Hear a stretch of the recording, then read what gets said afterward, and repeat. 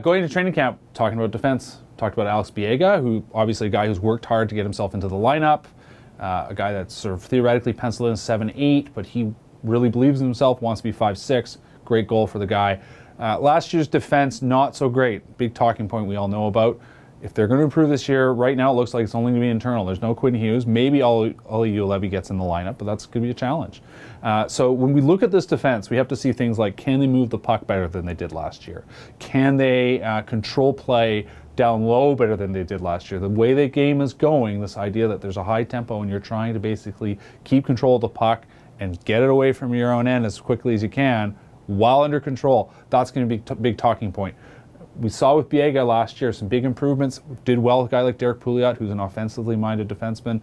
Did well with Ben Hutton, who we think of as should be an offensively minded defenseman and needs to improve in that area, but also was a guy that did actually quite well on his own, in his own end.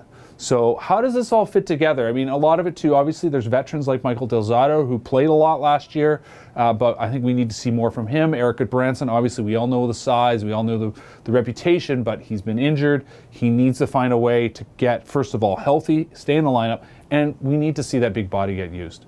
And of course, Chris Tanev and Alex Edler, who we know are going to be top flight defensemen. They're not elite, but they're top end defensemen. Lots to talk about going into training camp.